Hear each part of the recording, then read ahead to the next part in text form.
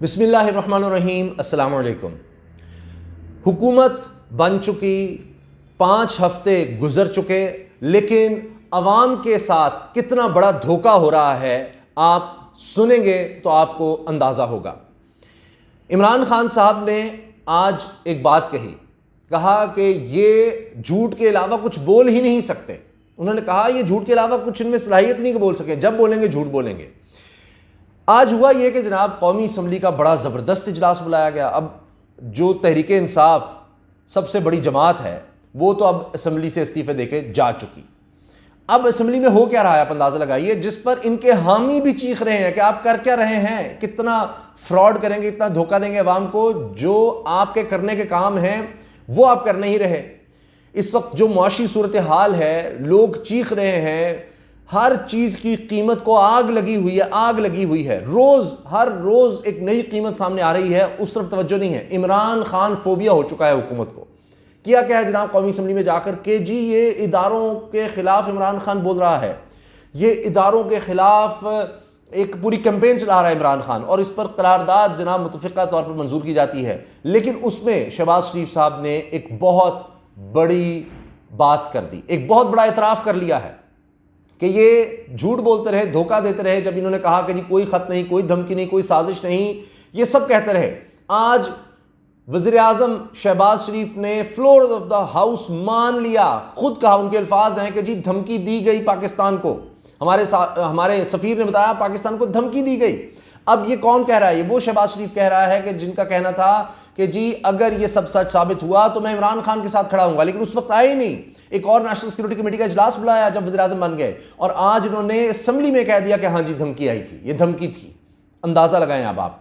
तो ये वो जो बात चली थी कि जी है ही कुछ नहीं, ये बैरूनी कोई मुदाखलत, कोई साजिश नहीं। वहाँ से फिर कहा कि ख़त जो लहराया है, अगली स्टेज आई कि जी ये ख़त जो लहराया है, पहले तो इनकारी थे, फिर कहा हाँ ये जो ख़त लहराया ये तो खाली कागज़ था, कुछ भी नहीं था, झूठ था। फिर कहा हो ये तो ख़त तो नहीं है, ये तो मुरासला है। फिर कहा ये मुरासला है, कोई मुदाखलत नहीं। फिर कहा हाँ जी ये मुदाखलत तो है, खुली मुदाखलत है, लेकिन ये कोई धमकी तो नहीं है। अब कह रहे हैं धमकी है लेकिन साजिश नहीं है।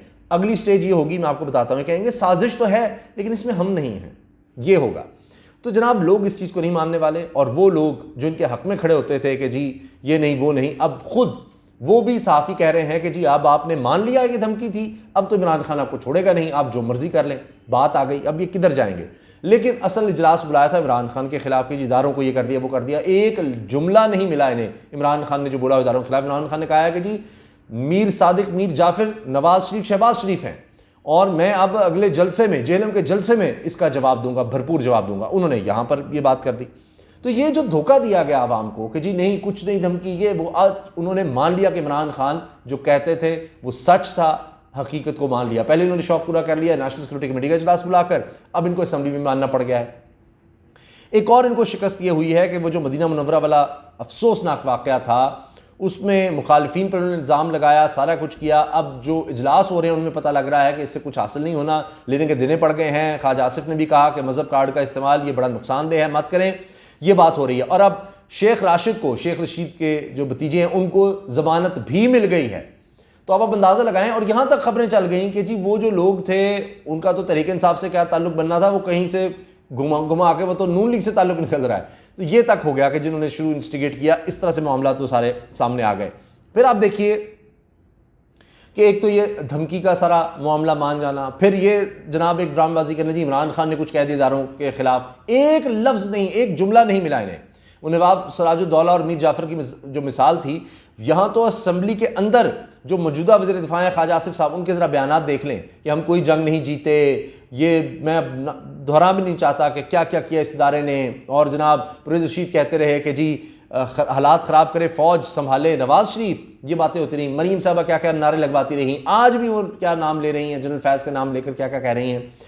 आर्मी चीफ का नाम कौन लेता रहा, नवाज शरीफ जिस तरह से लेते रहे, वो सबके सामने है। कांपे टांगें कांप रही थी, ये किसने फ्लोर ऑफ द हाउस किसके लिए कहा था, अयाज सादिक साहब ने, वो भी आप सबको पता है। तो वो लोग अब देखिए कमाल है। और मरीम साहब अब ट्वीट कर रही हैं जी फ़ौज के हक़ में, तो ये कमाल हो गया है कि ये किस तरह कहानी बदल गई है। तो ये भी सारा मामला बिक नहीं सका। उसकी वजह क्या कि अपने ही जो इनके लोग हैं जो कहते थे अब शहबाज शरीफ आ गया मईशत ठीक हो जाएगी, जो इमरान खान के शदीद खिलाफ थे वो कह रहे थे इदारों की चापलूसी से कुछ नहीं होना, कोई ऐसा कुछ है ही नहीं, कोई आप अदालत ले जाए इमरान खान को कि उसने कौन सा जुमला बोला है। आप मुझे पूरी तकरीर सुन के एक जुमला दिखा दें जहां आर्मी चीफ का नाम लिया गया हो, जहां फौज का नाम लिया गया हो और उसके खिलाफ फौज के खिलाफ बात की गई हो। इमरान खान फिर कह रहे हैं तो मैं सवाल ही नहीं पैदा होता मैं इदारों के खिलाफ जाऊं।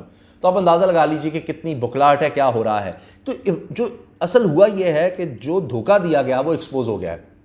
मिफ्ता इस्माइल साहब के अब वो बयान चल रहे हैं, उन्होंने कहा कि मैं आपको टिप दे रहा हूं, मैं अंदर की खबर दे रहा हूं कि जनाब अब आप स्टॉक एक्सचेंज में इन्वेस्ट कर दें, बहुत ऊपर जाने वाली स्टॉक एक्सचेंज क्रैश हो गई है। स्टॉक एक्सचेंज 1447 पॉइंट्स नीचे चली गई, ये 3.2% गिरावट है और ये 43,393 बंद हुई। इतना बुरा हाल हो गया पाकिस्तान की स्टॉक एक्सचेंज का, वर्स्ट स्टॉक एक्सचेंज में नाम आ गया। अफसोस और दुख की बात है, अल्लाह हम पर रहम करे। डॉलर जनाब ऊपर से ऊपर चला गया, 1.30 से ऊपर चला गया और 188.30 पर चला गया है। अब ये खुद खुर्शीद शाह साहब जो हुकूमत का हिस्सा है पीपल्स पार्टी को कह रहे हैं जी 200 तक जाना है। मिफ्ता इस्माइल साहब कहते रहे स्टॉक एक्सचेंज ऊपर जाने वाली है, धोखा दिया, वो तो तबाही की तरफ चली गई है और ये अपनी तरफ से बड़ी इंफॉर्मेशन देने लगे थे।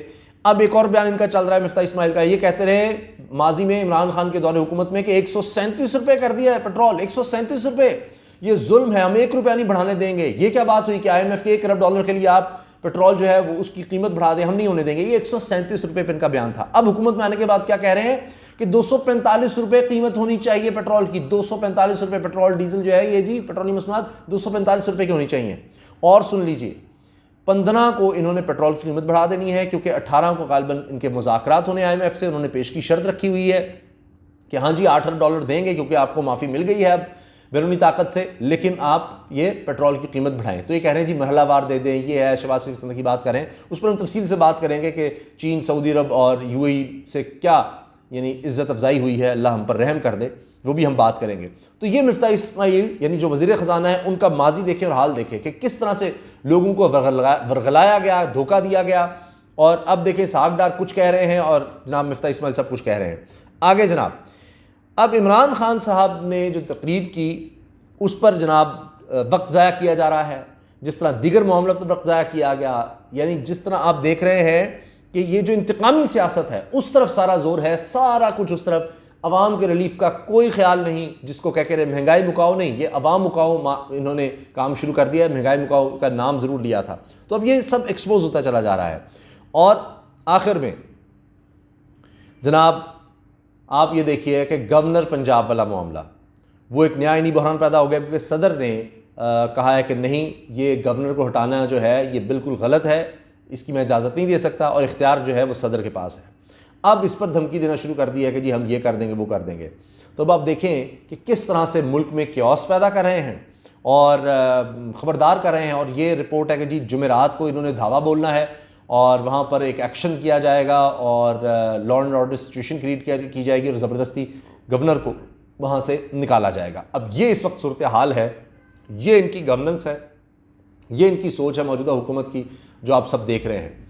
इसके बारे में आपकी क्या राय है? ये जो कुछ हो रहा है क्या आप भी इसको धोखा करार देंगे लोगों के साथ?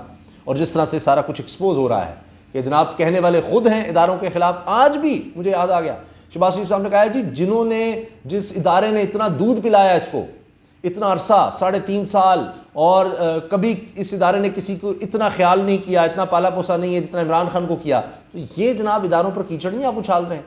किसकी तरफ आप इशारा कर रहे हैं? तो ये फिर अब क्या है? तो खुद असम्बली में खड़े होकर जनाब इदारों को मिलान कर रहे हैं जो इनकी भतीजी करती रही, जो इनके भाई करते रहे, जो इनके लोग करते रहे, और आज जनाब वो हिमायत लेना चाह रहे हैं इदारों की कि जी हमारी तरफ आएँ, हम आपके बहुत ज़्यादा ज़बरदस्त करीब हैं। और एक प्रोपेगेंडा शुरू कर दी, इमरान खान ने पता नहीं क्या कह दिया है। तो ये जनाब सूरत हाल है। आप किस बारे में क्या राय है ज़रूर आगाह कीजिएगा। अल्लाह हाफ़िज़।